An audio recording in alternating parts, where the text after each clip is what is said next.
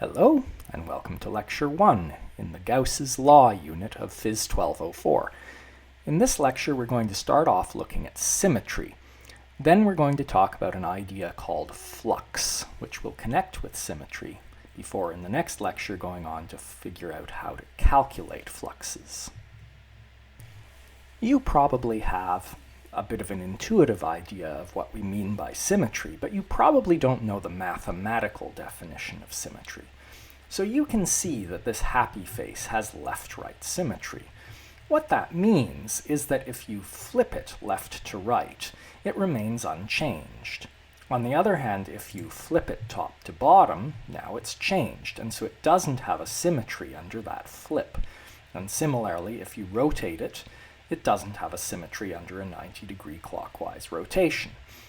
More formally, instead of talking about flipping, and I'm not going to worry too much about the formal ways of describing symmetries in this course, but it's worth knowing them, especially mirror symmetries.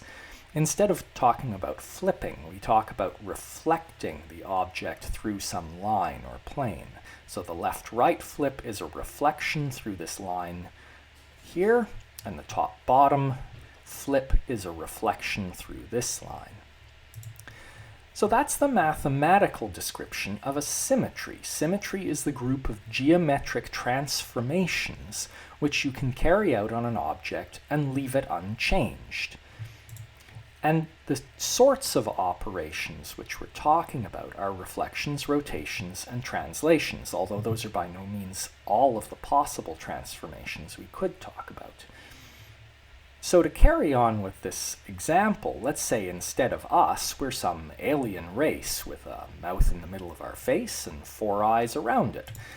Now, our happy face icon is symmetric under these reflections through M and under these reflections through N and these rotations. So we might say this is a higher symmetry object, or it has a different symmetry from the happy faces we've been looking at. Another thing to notice about symmetries is that these two-dimensional figures that I've been drawing sometimes have sort of ambiguous symmetries. For example, the reflection through this mirror line M is a symmetry of it, and so is this rotation about this different axis S if it's a 180-degree rotation. But as soon as you go to 3 dimensions, and often we'll have to, that can change.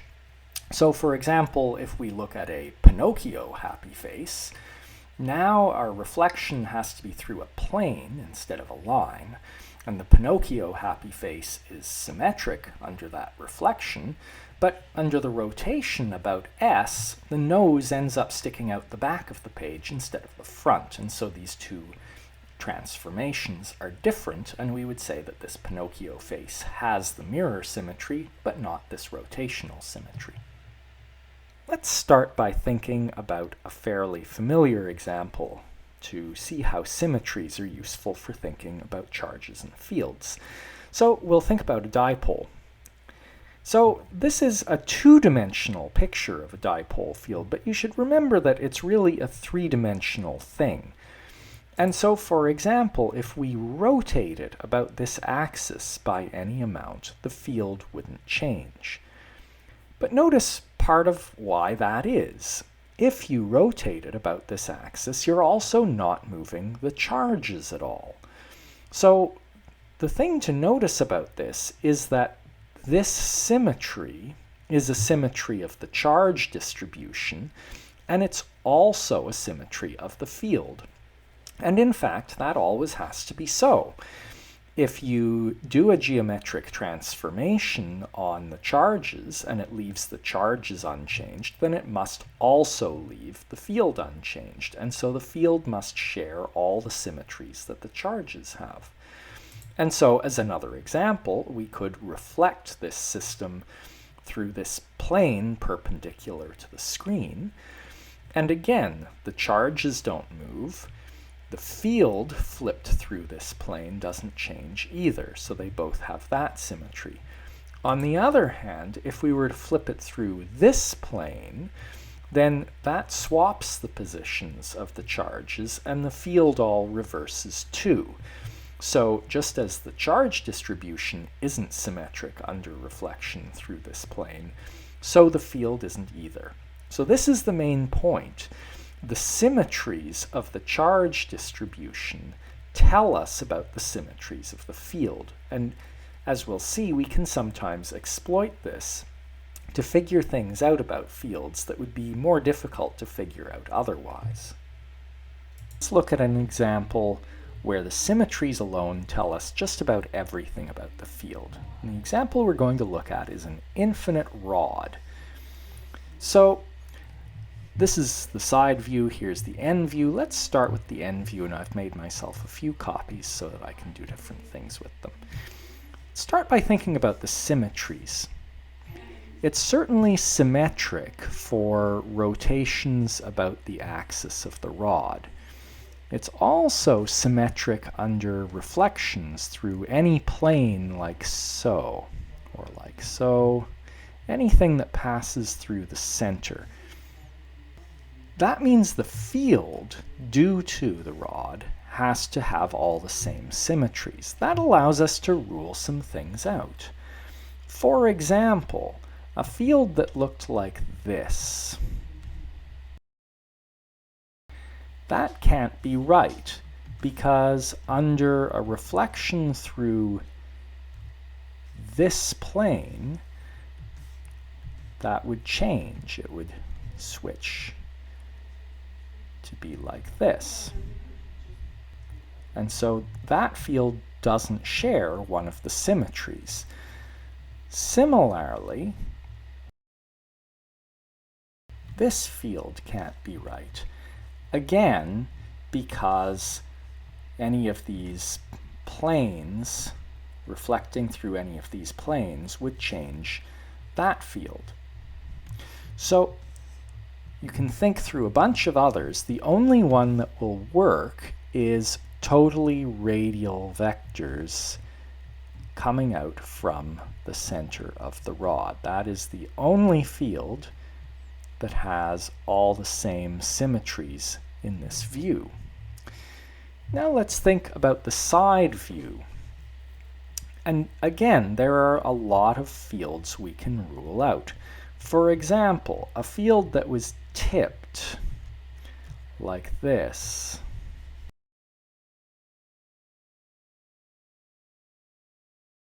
That can't be the field of the rod, because if we were to reflect it in an axis, in a plane through here, then that would change all of these to be the other way around, like so. And the rod is symmetric under this reflection, and so its field has to be too. Another one that we can rule out is that if we thought perhaps the field varied in strength, like so, or something like this, that's also impossible, because the rod has a translational symmetry. You can translate it along its length, and because you can't see the ends, they're infinitely far away, translating the rod side to side along its length leaves it looking exactly the same. But that's not true of this field. If you translate this field right or left, that changes it. It looks different. You would be able to tell the difference. And so the only possibility is a uniform field pointing straight out from the rod.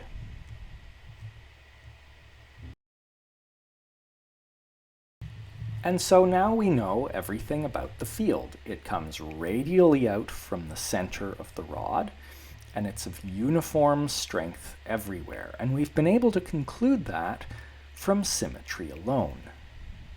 Let's contrast that by looking at a finite line.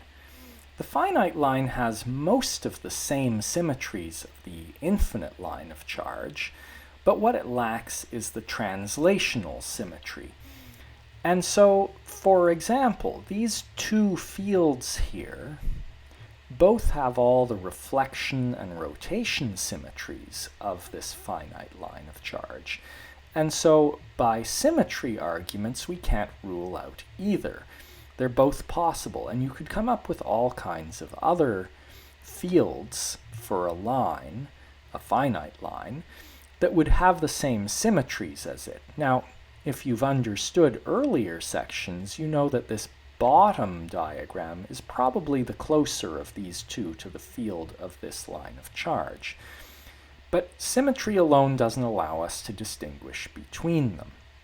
And so in this case, because the finite line of charge has a lower symmetry than the infinite line of charge, the symmetry arguments don't get us quite as far for figuring out its field. We're going to see several symmetrical charge distributions all through this unit, and in fact we've seen all of them before, so I'm just going to alert you to them. There's the infinite line of charge, the infinite plane of charge, which we've seen lots with parallel plate capacitors and so on, and the granddaddy of all the symmetries, the spherical one. I'm going to finish up this lecture by giving you a bit of a taste of things to come. So let's think about a surface, a cubical surface like this. And I don't know what it's made out of, but we can't see into it. But electric fields are able to go right through it. So these vectors here are electric fields. And my question is, looking at this, you see that the field comes out of every face. Can you tell what is inside the box? Well, I think you can. You know that the electric field points away from positive charges, and it's coming out of every side of the box. That tells you that there must be a positive charge inside this box. Similarly, we can think of another box like so, where the field comes in one side and out the other, and is parallel to the other sides. Then you can tell that there may well be a bunch of charge over here or over here, but it sure looks like there's no charge inside this box, because if there was, there would be field vectors coming out or going into these side faces. Now, look, if you just add up fields coming out of faces of the box, and let's call out positive, then these ones add up to a positive number. And we know there's a positive charge in there. These ones add up to 0, right? Because these ones are neither in nor out, so those are zeros. And this one's out, so that's positive, and this one is in, so that's negative. And so these add up to 0. And we think there's 0 charge inside this box. So it looks like, in this vague sense of adding up fields coming through the sides of the box, that sum is in some way connected to the amount of charge inside the box. If we think of these surfaces as sort of imaginary surfaces that we've drawn to think about the fields going through them, then these are examples of what are called Gaussian surfaces. And a Gaussian surface is a closed imaginary surface which we draw in order to think about field vectors that pass through it. And in fact, what we end up doing is adding them up. And the connection with symmetry is just that if the symmetry of your surface matches the symmetry of the charge distribution that it's drawn around, then adding up those field vectors becomes very easy, because you can arrange for them to be perpendicular to the sides of your surface, and you can arrange them to be uniform in strength on your surface, which makes adding them up very easy.